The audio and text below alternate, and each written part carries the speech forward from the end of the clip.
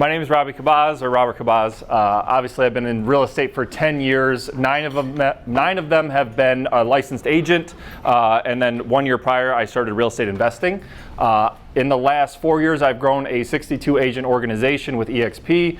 We have a 22 agent local team. Our local team in 2022 did 206 transactions and 38 million in volume. And I want to give a big shout out to Mr. Robert Hall, my partner with Gold Label, who is a big part of that whole thing. So thank you. In 2022, I did 3,000 pieces of content over all social media platforms, and then once again, I'm already a real estate investor. So to give you my backstory, how I got into this business, I owned a tobacco store, and I decided I wanted to invest in real estate because everybody wants passive income, right? We all want passive income. I heard it a couple, I think Kimber mentioned it, Cody mentioned it, and so that's what I wanted. I wanted passive income. So my dad gave me the good idea. He's like, why don't you go get your real estate license, and then you can, get the inside scoop with deals, and you can save 3%, and you get access to the MLS. I'm like, oh, what a great idea, Dad. I bought the course, and I never finished it. And then I was like, you know what, I'm not doing that. And when I'm just going to do this. I'm going to do myself. And so a year went by, or 2 years went by. The course had lapsed, so I had to buy it again. So I bought the course again, whatever, finished it. Took the test, passed it, and I just went to this local brokerage in town. And I was just looking for deals to invest into. A friend of mine came to me and was like, hey, we're looking to buy a house. Can you help me? Yes, absolutely, I could help you, sure. So we did the whole thing, showed him houses, ended up closing, got a check for like $3,000 or $4,000, and I said to myself, I've never gotten like this much money at one time in my life for doing so little. Honestly, I didn't do much. I showed him 3 houses and bought one, and that was it. And so I was like, okay, if I just did this multiple times, I could make, you start doing the math. Like, I could make a lot of money doing this. So I told myself if I ever had the opportunity, I would go full-time in real estate if I ended up getting out of this tobacco store business, which I was in and I absolutely hated. And so 2016, I actually went full-time real estate. I got my license in 2014, went full-time in 2016, sold the store, got rid of everything, and just said, I'm going for it. This is kind of how I operate and how I've learned to operate over the years. I've dealt with a lot of newer agents, especially in the last couple of years, and the biggest thing that I've seen, the reason why newer agents fail is that they play the victim card and they make excuses. What I do, everything in my life that happens to me, good or bad, is my fault. You have to take that responsibility. If you don't take that responsibility, you're going to become an excuse maker and you will get out of the business, I promise you. At some point or another in this business, you have to take responsibility for the things that happen to you, and it's okay because you're going to fail. There is no agent out there that has not failed at any point in their career. So you have to take responsibility. The answer is always more. Whenever you have a question about what's going on, the answer is, to me, it's always more. Okay, why did this go wrong? Well, I didn't take enough action. Why didn't I hit my goals? Well, I didn't prospect enough. I need more prospecting. I need more money. I just need overall more effort. The answer has always been more. And so that's just the one thing that always stands out in my mind. It's like, okay, I don't make excuses, so I just need more action, more effort, more money, more whatever it is to get to the goals that I want. Haters, you need them. If you ever start to experience any sort of success, I know Cody knows this, you will start to get haters. And you have to look at that as a positive thing. I know people can get in their brains to think this is a bad thing and they get down on themselves and they don't like when people are coming at them. I have learned to embrace it. I love it. I want more haters. The more haters I get, those are my best days when I get haters. So you want haters. The number one metric of success to me is the amount of haters that you have. If you tell me you have 1,000 haters, I'm like, man, you must be successful. You must be very successful if you got that many people that disagree or hate what you're saying. So that's it. So, and I apologize. I do not want to offend anybody when I get into this one, but how many people love being a realtor? Okay. Now, do you really love being a realtor? I absolutely hate being a realtor. I hate it. I do, and I can stand up here and say it. I don't like. I like almost no aspect of the business, but it's true. But I will tell you what I do like. I do like the opportunity that it provides me. There is no other career out there that will give you the same opportunity. And you have to look at it as almost a bird's eye view to go, okay, this opportunity, I can't go do anything and make this amount of money in this short amount of time. When I was 25 years old, I set a goal for myself that when I was 35, in 10 years, I set a 10-year goal, I'm going to retire when I'm 35 years old. I'm 32 right now, and I was going to use real estate as the method to get me there.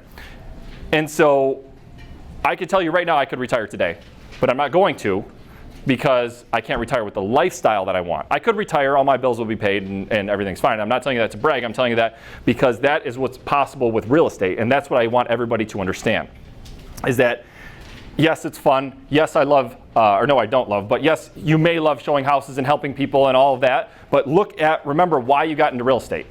I got into real estate so I could retire. And not when I'm 60, but when I'm 35. And I set that 10-year goal and I'm gonna do it. So just remember, like, the reason why. I'm gonna give you guys some things that have changed my business, things that I do not have to cold call every day. I hate cold calling. I never liked cold calling. So when I was my first year in the business, my broker said, yep, you gotta sit on the phone, you gotta cold call, you gotta just go down the list and spend hours and hours and hours getting rejected. And I did it for like a couple days and I was like, no, I'm not doing this. So I said there's gotta be another way. I was the youngest person in my brokerage at the time by probably 30 or 40 years, so I was showing everybody how to do like computer stuff and tech stuff. Nobody knew how to do anything, so they were coming to me. And I said, okay, well, nobody in this office is doing any sort of social media. Nobody has any sort of online presence. Nobody in my county has any sort of video or online presence, so why don't I just do that? Like, I have a phone, I have a camera, I know somebody that does video work, let's just do that. I started doing video constantly. Okay, before we get into the video stuff, I want to say how to succeed in 2023. You need to focus on your brand. And somebody said this to me the other day, because people throw the word brand around like crazy. You know, what does that actually mean, brand? And somebody gave me this quote the other day, and they said, your brand is what people say about you when you're not in the room. And I thought that was like super powerful. And so I'm gonna say it again, that your brand is what people say about you when you're not in the room. And what are they saying? Are they saying, oh yeah, that Robbie, he's shady. You know, he's a dishonest person. You don't want to work with him. He's an asshole. Whatever it may be, I don't want that. So I go into every meeting, everything I do with the idea of I want what people say about me when I'm not in the room to be positive. I want it to be good. I want it to be known that I'm a hustler. I want it to be known that I'm a go-getter. But I also want it to be known that I run a very honest ship. And I want people to have good, positive feelings when they're talking about me in a room. Reputation is everything, okay? So focus on your brand in 2023. How are you gonna get people to say positive things about you when you're not in the room? Content. You cannot do enough. Once again, I did 3,000 pieces of content in 2022. How did I do that? Through posts on social media. Pretty much it was obviously all content on social media. Through posts, stories, videos, anything that you can do to just put it into social media. Just get it out there. It's free. You can post as many times as you want. And there's unlimited content ideas out there. If you do not have ideas, copy somebody else's ideas and make it your own. The internet, everything on the internet has been done, right? Everything has been done. You can look up anything, it's already been done. So what you do is find topics that you like, and then copy them, and then put your own spin on it and do it better. That's what I do. All my stuff, you'll see, it's already been done before. I take somebody else's idea, and I put my own spin on it, and I try to make it better. So when you're running out of ideas, content, and just copy somebody else's stuff. Do it, once again, fake it till you make it. Relationships. This is such a simple business, guys. I cannot stress this enough. We overcomplicate the hell out of this business. It is so simple. Just make friends with people. That's all you have to do. Make friends with people and be consistent. Okay? You do not need, some people get overwhelmed by, I need to make 1,000, I need all 1,000 connections, I broke down my CRM this past year because I truly I add people and I'm throwing people everywhere and I'm doing stuff and my life's so hectic, and I really broke it down to where's my business coming from, and it was really my sphere of influence, right? And I was like, after all these years I must have this massive sphere and all these people in my database, and my database is big, but my sphere where my people actually come from was less than 100 people, literally less than 100 people, and I was actually mind blown. I was like, whoa, this is it? This is my business? I broke everything down and I have 100 people, that's it, after 9 years. But it's crazy. If you stay consistent, you stay in front of the same people, you provide value to these people, they will consistently refer you, they will consistently call you, and they will consistently talk good things about you back to brand. A couple things that I'm doing that I've done to build this business over the last couple of years. Events, number one, events. And remember, an event, you cannot worry about the outcome of the event. The more important part of an event is the inviting, right? The invitation. The calling of 200 people in your sphere, your database, and saying, hey, so-and-so, hey, Cody, we have this event. I'd love to invite you. We're having a happy hour. I'd love to buy you a drink. Come on down. I don't care if one person shows up. I don't care if 0 people show up. But I called, or I texted, or I put it on social media, whatever I did, 200, 300, 400 people, and they now got something from me of value, right? They said, thanks. And when you do that consistently over a year's time, and you call somebody 4 or 5 times, you invite them to events, you do a pop by, you stop by their house, you drop them a gift, whatever it is, and you're constantly consistent with them, they think in their mind, they're like, man, this guy's amazing. He just gives me all this free stuff. I never do anything for him, and they will start to feel obligated to use you. I promise you this happens. Guys, I wake up January 1st every year and I stress out so bad because I don't know. I'm like, I don't know where my business comes from this year. I'm like, I've exhausted every option. I'm screwed. I'm gonna pick something else to do, and I don't know where it's coming from. And it happens every year. I just stick to the plan. I just stick to what I've been doing, and it happens. It just opens up in my face every year. I don't buy leads. I don't cold call. When I do call, it's just my sphere, and it's inviting them to something or saying thank you for something. So back to the event. Once you do the event, I know I'm jumping all over the place. Back to the event, invitation, very important. And if you get 10 people there, the follow-up after the event, thanking them for coming to the event is also important. It's another touch point. This is all it is. It's touch points. I do not call people. If I do call people, I do not call with nothing to say. I don't call and say, hey, Cody, what's up? How's the weather? How's the family? Because I hate calls like that. It's 2023. Nobody wants to be sold to anymore. We're sick of it. Everybody's sick of sleazy salespeople. Nobody wants it. So when I call, I have something of value. I have something to give them. All of my video content is something of value. I never ask for business. I never say, hey, this is Robbie with EXP. I'm the #1 realtor. You need to use me, blah, blah, blah. Never say any of that. I give them some sort of value, and I smile at the end. And I just hope they like me. And eventually, when you do that consistently, people will just associate you with a successful person. They will associate you as somebody who's consistent and associate you as just a professional in the industry, especially as a new agent. If a seasoned agent, you have to worry about as much. A new agent, professional video is so important. You want to know why? Because people see a professional video, they see that it's edited, you look clean, it was shot on a $7,000 camera, how much ever those cost, and as a consumer, you're looking, you're going, wow, man, Cody, man, she must have spent some money on that video. That looks good. She knows what she's saying. That's cool. Yeah. Man, how much does she make? She must do well. She must make some money doing this real estate thing because she's got money to spend on this video thing. So they associate you automatically with success. If there was one thing I would say that took me from one level to the next level, it was doing consistent professional video. Yes, it costs money. It's worth it because you're once again, you're building that brand. You're not spending money on leads, so you got to spend that money somewhere. Unless you want to do leads. But if you build a business with leads, if you build a business with Zillow or Realtor.com, I always tell people, what if they go away? What do you have? You have nothing. If Zillow went away tomorrow, if Realtor.com went away tomorrow, if all of those platforms went away tomorrow, I still have my business. I still have the same 100 to 200 people that are going to keep sending me business no matter what. That is the right way to build this real estate business. It's not, I talk to agents all the time, well, Zillow that's coming in, it's really good. And I'm like, what happens if it goes away? What happens? Well, I'm like, are you keeping track of all those people that well, no, they just keep coming in. I'm like, that's great if it's still there tomorrow. You never know in this industry. So any questions so far? Anybody want anything to ask me about video or like how do we do it? What do we got to do? Yeah. So what are your biggest platforms that you use for your video content? Sure. Instagram is probably my biggest one. I'm on TikTok now. I'm coming for Ryan Boswick. We have a follower. He's got more followers than I do, but I just started and I'm coming for him. So Instagram. I started on Facebook. Facebook obviously is the mecca. Everybody's there. You got to be there. But my biggest ones right now, Instagram and TikTok, and obviously it's the short form stuff.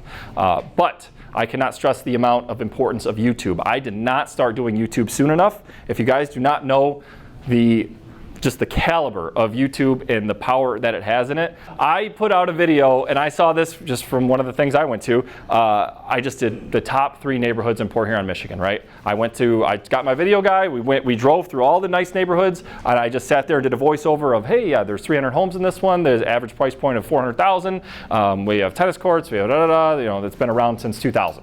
And it was my best YouTube video so far, the most views, and I put in the description, and you guys, you can look all this stuff up on YouTube. It's easy. But I just put in the description, hey, if you're thinking about moving to Michigan, here's my Calendly link. Let's book a call.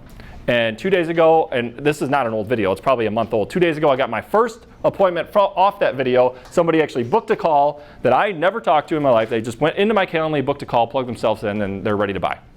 Wow. $200,000 cash buyer. So I was really happy with that because this is the first time that's happened. So that was exciting. But yeah, but the other part of it is, and not a lot of people want to hear this, but it's you have to be on all platforms. Guys, you got to be on them all, everywhere. You want to be omnipresent, okay? Omnipresent, LinkedIn, Facebook, TikTok, YouTube, Instagram, everywhere. Everybody fights it. Oh, I don't like that platform. I only like this one. You got to be on them all. Just get okay at all of them. You don't have to be great at any of them. Just be good at all of them. Do not waste your money, and I'm sorry if anybody does it here, but do not waste your money on a billboard. Don't do it. Because why? Because everybody's eyes are in their phone 24/7, 24 hours a day, right? I'll give you the story. I go through my town, I look at all the billboards and which agents buy billboards, and I'm like, oh, that guy. And so I'm sitting at a light, and I'm looking up at a real estate billboard, and I'm like, oh, that's so-and-so, yeah, they got a billboard. And there's a guy sitting next to me at the light, and he's like, and I'm like, oh, let's look and see if this guy's looking at the billboard. I'm like, no, he's not. He's on his phone, red light, on his phone. It's probably scrolling. You can tell he's scrolling Facebook. And I'm like, oh, so he's going to see my ad on Facebook before this guy ever looks up at this billboard that this agent probably just spent $5,000 for. So he's going to see my $20 ad in his phone. Think about it, guys. What do you do when you're at home and you're watching TV and a commercial comes on? Boom. Phone. The attention is right here. This is where you want to be. Yeah. This is where you want to be. So everything you do in your business should be geared towards the eyes, which are right here, which means be on all platforms at all time, be omnipresent. Okay, I'm everywhere. Last year I hired my first assistant. Part of her daily job is to go on my social media and interact and engage with people. Because I want people to feel like I'm everywhere at one time. Oh, this guy commented on my thing, and he had a closing, and he was at an inspection, and he posted 12 videos in the last hour. How did he do that? Omnipresent, man. I'm everywhere.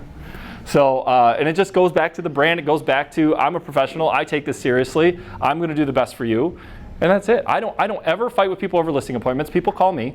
Never do. I never. That is different. When I had my first year, and I was getting Zillow leads.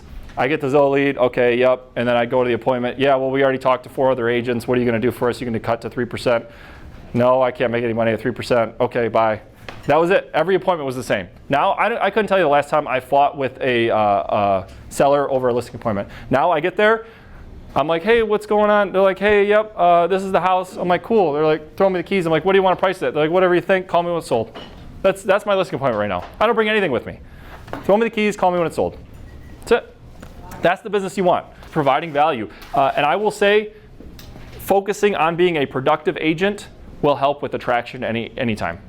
So don't focus so much on the recruiting. Don't be that guy, that Keller Williams agent that calls. Because that's why I never went to Keller Williams, because they would call me and I'm like, all they want to do is tell me about their profit share and they want to recruit me. So I never felt a genuine connection with any Keller Williams agent because I knew what they wanted. And then when I came to EXP, I was doing the same thing that they were, and I was like, why isn't this working? Because nobody wants to be sold to. It's about how you approach the person.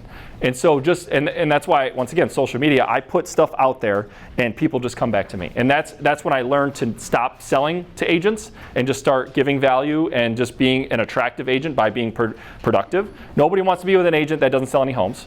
So I'm focusing on, okay, how many homes are we going to do? We're going to sell 206 transactions last year. So that's my value prop to agents. That's, hey, our team did 206 transactions last year. We can show you how to do the same thing and get the thing. Guys, I'm going to dream bigger than anybody here. I want the jet. I want the yacht. I want to be on a beach. If I asked any of you, this is what I was going with earlier, the ones that say I love being a real estate agent. If I said, okay, you want to go show a home tonight on a snowy January night, or do you want to be on a beach sipping a pina colada? What are you going to choose? Everybody's going to choose pina colada. So I say, do you really love being a real estate agent? You don't love it that much because you would choose pina colada. Okay? If you said, do you want to go show a house tonight, or can I spend time with my son? I'm going to spend time with my son every single time. So when I say, do I love being a real estate agent? No. I want to do things that I love to do. I want to be on a beach. I want to spend time with my son. I want to take my wife out to nice places. I want to travel all over the world. Those are the things I want to do. And real estate is going to allow me to do that because there is no cap on how much you can make. There is no cap on the opportunity that we have. And just keep dreaming big. That's all I have. Nice job. Thanks.